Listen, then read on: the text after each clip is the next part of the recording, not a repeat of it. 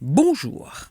Vos quotidiens ratissent large ce matin, autant de sujets différents traités que de journaux.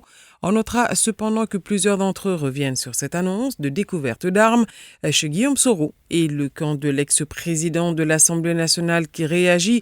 Encore, soupire le patriote avant de lister ce qu'il qualifie d'arsenal de guerre.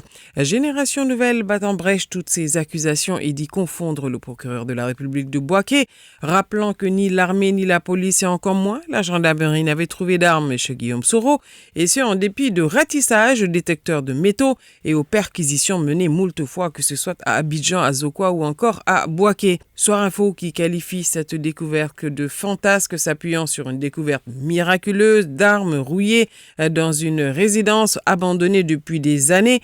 Alors que le mis en cause, relève le journal, se trouve en exil et ce depuis 3 ans.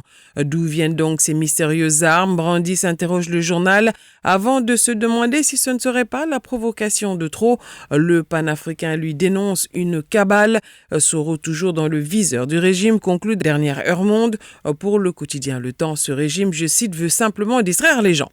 D'autant que c'est aujourd'hui que se tient le conseil politique du RHDP, parti au pouvoir après des mois de réflexion qui devrait déboucher sur le passage de direction exécutive à secrétariat exécutif, toujours selon l'expression avec à sa tête Adama Bictogo et avec au-dessus de lui le directoire du RHDP qui lui devrait échoir à Gilbert Koné Kafana, renchérit le mandat.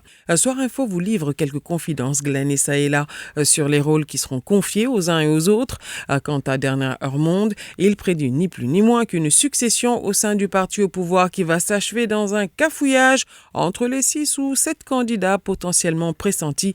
Les querelles de succession, écrit le biétiste de Fraternité Matin, se révèlent torrentielles, étant remises en selle de plus belle. Dans le chapitre Être dans le secret des dieux, le Nouveau Réveil annonce en grande pompe la date du prochain remaniement ministériel annoncé depuis des mois.